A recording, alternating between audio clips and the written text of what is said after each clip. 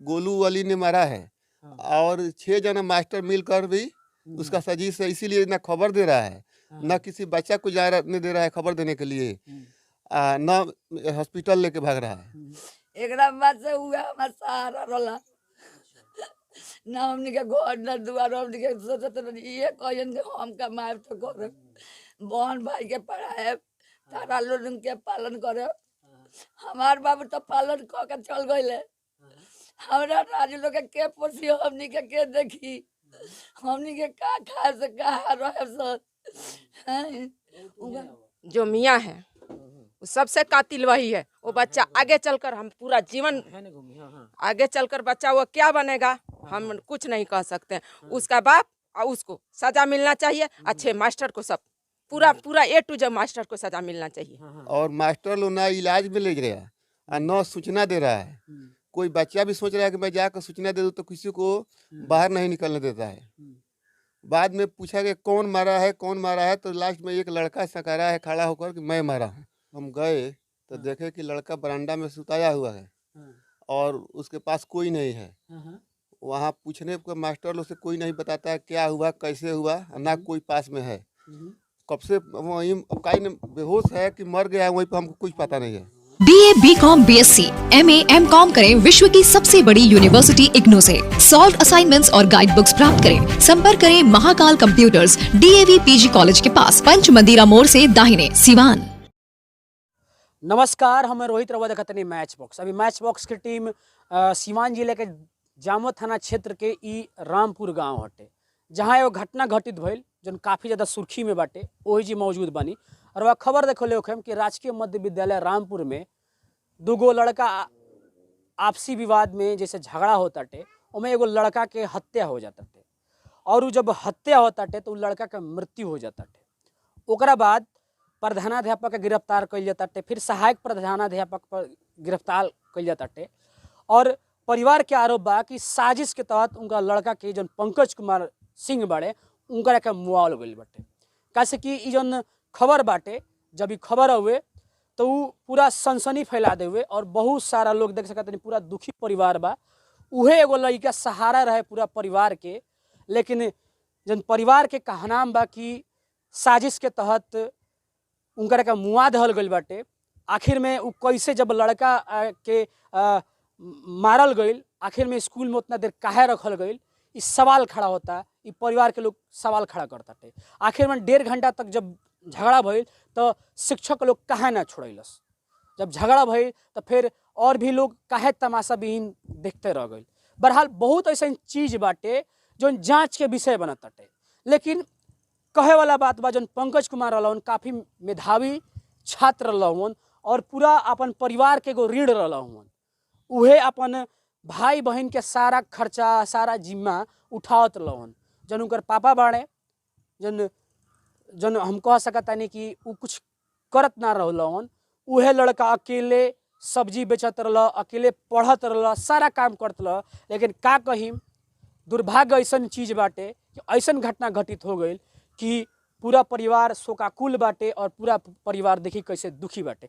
चली हम उ कारण जाने के चाहता नहीं, उ चीज़ जाने के चाहता नहीं कि आखिर में का भइल और जन पंकज कुमार बाड़े उनकर कैसे हत्या हो गई। चलिए देख सकता नहीं कि दुखी परिजन बाटे, दादी के रो रो के बुरा हाल बाटे और जन माई बाड़ी लगातार मूर्छित होते जाए। देखी पूरा ही जन परिवार बा कैसे दुखी बाटे। चाचा दुखी बाड़े, उनकर है ई भी चाचा हवन जन उतरी ले बाड़े, वो भी दुखी बाड़े। वो घटना के बाद पूरा दिल झकझोर देले बाटे और पूरा देख सकते नहीं कि दादी के जौन हाल बाटे कैसे बाटे। चाचा हम ई जाने का चाहता नहीं कि आखिर वो लोग कब पता चलल कि लड़का वो मतलब कि स्कूल में घायल बाटे, ओकरा के मारल गई बाटे? 11:30 बजे खान उनका पापा के मोबाइल पर कोई दूसरा लड़का उधर घूमने के लिए गया था, तो वही लड़का फ़ोन किया कि आइए जल्दी, आपका लड़का यहाँ बेहोश पड़ा हुआ है, गाज फेंक रहा है।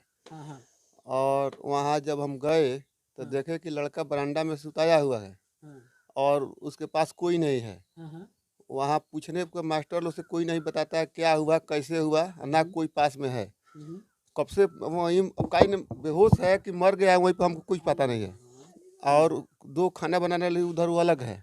बाकी कोई बच्चा भी बाहर नहीं निकल रहा है, वही बाहर बरामदा में लेटाया गया था। और मास्टरों से पूछने पर कोई नहीं बताता है कि क्या हुआ, कैसे हुआ, कब हुआ, कुछ नहीं हुआ। और मास्टर लोग ना इलाज में ले गया और न सूचना दे रहा है। कोई बच्चा भी सोच रहा है कि मैं जाकर सूचना दे दूँ, तो किसी को बाहर नहीं निकलने देता है। बाद में पूछा कि कौन मारा है, कौन मारा है, तो लास्ट में एक लड़का सकारा है खड़ा होकर कि मैं मारा हूँ, जिनका नाम गोलू अली है, उसका पिता का नाम बिस्मिल्ला मियाँ है। इससे हमको मेन जुलूम उसी का रहा था, लेकिन इससे हमको साबित यही होता है कि 6 जना मास्टर और ये लड़का मिलकर ये सब लोग को साजिश है, तभी तो हमको खबर नहीं मिल रहा है, ना मास्टर इलाज के लेके जा रहा है। तो इससे यही हमको साबित होता है कि मास्टर और एक लड़का मिलकर इसको मार दिया है। अच्छा, जब वो लड़का मूर्छित रहे तो ओकरा का कंडीशन रहे? वो लड़का ओकरा डेथ कर गए कि ओकरा थी? हमको तो कुछ अंदाज था कि चलो सांस तो चल रहा है, कोमा में है, तो हम उसको उसके बाद तुरंत हॉस्पिटल लेके भागने के चक्कर में थे। हम अब इसके ज़्यादा यहाँ रिक्वेस्ट नहीं किए कि क्या हुआ, कैसे हुआ, और ना उस जो बच्चा सकारा उसको हम अभी मारने के चक्कर में थे। बाद में गांव के और सब बच्चा सब गया तो उसको पकड़ कर लाया यहाँ। अच्छा, पकड़ के भी लाया तो उसको कोई मारा नहीं यहाँ, पकड़ के ला कर यहाँ बांध के रखा गया था। क्या बन रहा है? यही गांव के लोग सब बांध के रखा था। उसके बाद मैं वहाँ से खबर किया कि उसको जब द्वार पर ले गया तो उसको मारना नहीं है, उसको सुरक्षित रखना है। जब बच्चा वहाँ डेट कर गया तो हम सोचे कि अब जो सुनेगा कि डेट कर गया तो जो जाएगा वो मारेगा उसको, तो मारते वो मर जाएगा। तो इससे हम सोचे कि उसको अब पुलिस के हवाले हम लगा देते हैं, तो पुलिस के हवाले में लगा दिया उसको। यही तो है। अच्छा, लड़के के सिर में कहाँ लग रहा? पीछे लग रहा है कि बीच में लग रहा वहीं खरोच उसके शरीर में नहीं दिखाई पड़ा, है? सिर्फ नाक से गाज फेंक रहा था, हल्का ब्लड के अंश जैसा आ रहा था, बस यही।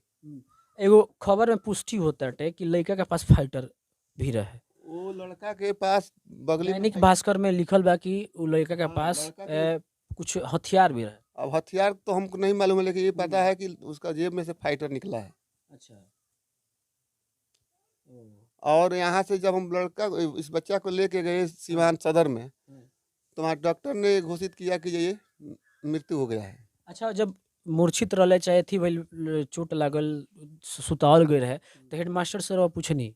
हेडमास्टर से पूछने तो कुछ नहीं, हेडमास्टर बोल रहा था भगत लास्ट में यही बोल रहा था कि ये क्या इसका पहले भी ऐसा होता था का? अच्छा, ये बीमारी इसका पहले होता था ये, लेकिन उसको कोई बीमारी पहले से नहीं था। अच्छा, ये अपना देह फंसा निकालने के चक्कर में पूछ रहा था कि क्या इसका पहले भी ऐसा होता था का?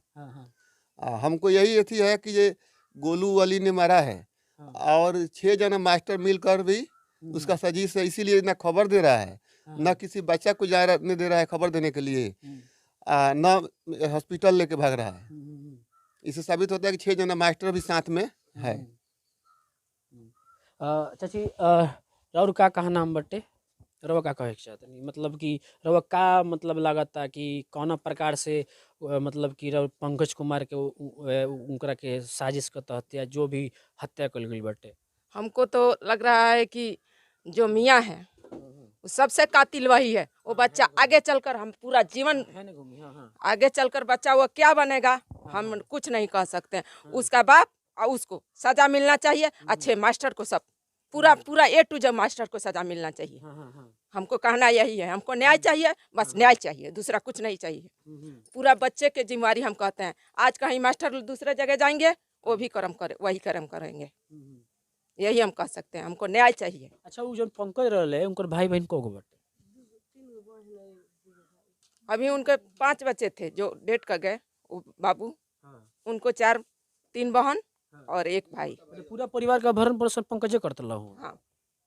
देख सकता नहीं कि भाई छोटा छोटा मासूम वाला ये भाई हवन, बहन है, ये बहन है, ये भाई हवन, ये बहन है। देख सकता नहीं कि बड़ा एगो दुखद घटना भइल बाटे। रउआ देख सकता नहीं कि कैसे एगो मासूम भाई के चल गइला से बच्चा सन के जौन छत बाटे उ छत उजड़ गइल बाटे। अब चाची का कहे के चाहता नहीं रउआ?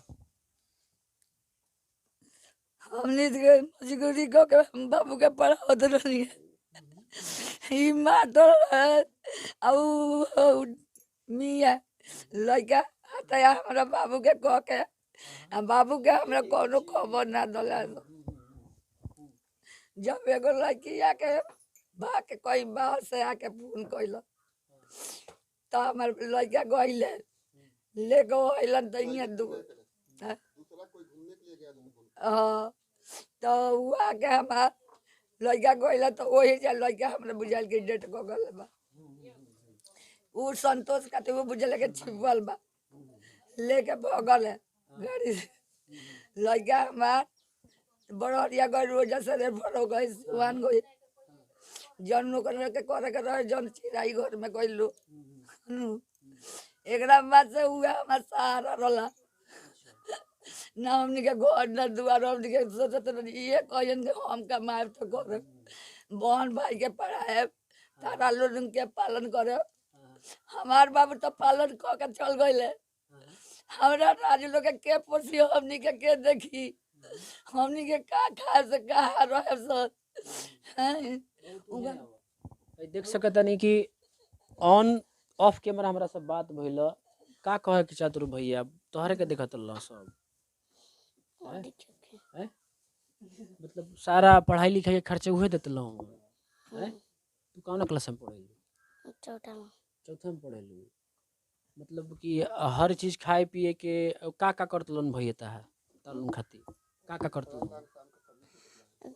पढ़ के आता तो सब्जी बेचत रहला कपास से सब्जी बेच के उनसे पैसा जो रहत लोग के सामान लियात रहला। अच्छा ओके सामान लियात रहला।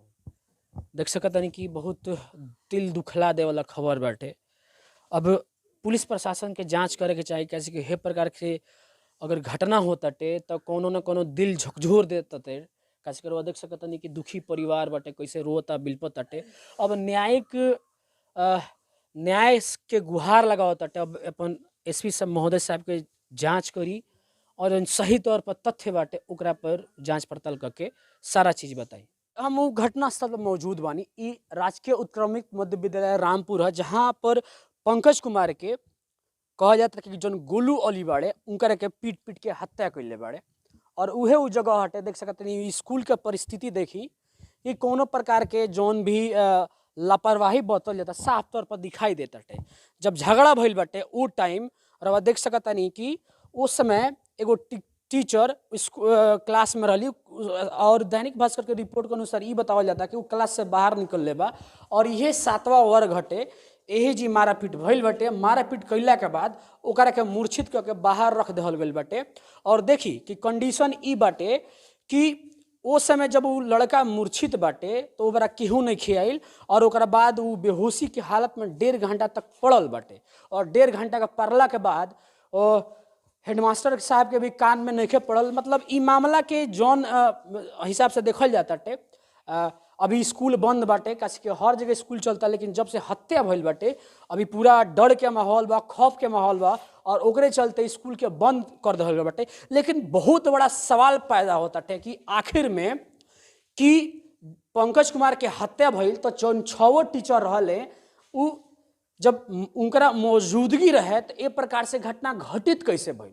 सवाल खड़ा होता थे प्रधानाध्यापक पर कि आखिर में उनकरा पर रिस्पॉन्सिबिलिटी बाटे पूरा स्कूल के सहायक प्रधानाध्यापक पर कि पूरा स्कूल उनकरा पर रिस्पॉन्सिबिलिटी पर बाटे तो मार झगड़ा कैसे हो गई और वो लड़का के पास लोहा के हथियार कैसे आ गए। दैनिक भास्कर का रिपोर्ट बताओ ताटे। लेकिन सबसे बड़ा सवाल जब हम ग्राउंड रिपोर्ट पहुँची नहीं तो शराब के कुछ बोतल हमारा दिखाई दिला सा तो सन कर दिला सा कि बताई कि स्कूल जैसे मंदिर में है दारू के बोतल का करताटे। जबकि बिहार में दारू बंद बा लेकिन फिर भी है जामो थाना के अंतर्गत सवाल यहाँ प्रशासन पर भी खड़ा होता टे कि है दारू के बोतल कहाँ से आई। सवाल खड़ा होता था कि जामो थाना प्रभारी पर कि आखिर में है जो 8 PM बाटे कि आखिर में हेता प्रकार के विद्यालय में आयल कहाँ से। आखिर में जब प्रधानाध्यापक सारा चीज के मुआयना करतनी सब पता बाटे कि दारू के जी रैपर फेंकल बाटे तो थाना के इन्फॉर्म करे के चाहिए। लेकिन सबसे बड़ा सवाल पैदा होता कि पंकज कुमार के जो हत्या भइल बाटे ओमे जन विद्यालय में पहुंचता नहीं तो बहुत तरीका का खुलासा होता है बहुत तरीका का तथ्य सामने निकल के आता है। बहरहाल तो जांच के विषय बा लेकिन सबसे बड़ा सवाल पैदा होता टे कि हई जन ATPM का दारू बाटे आखिर में विद्यालय में आयल कहाँ से। SP महोदय साहब से भी हम भी पूछेगा चाहतनी कि जब बिहार में दारू बंद बाटे तो और थाना पर भारी जोन बानी वहाँ के पता बाटे तो हई दारू के बोतल विद्यालय में करत का बा। बहरहाल जौन भी विषय बा अब जांच के विषय बा। रवा देखत रही मैच बॉक्स।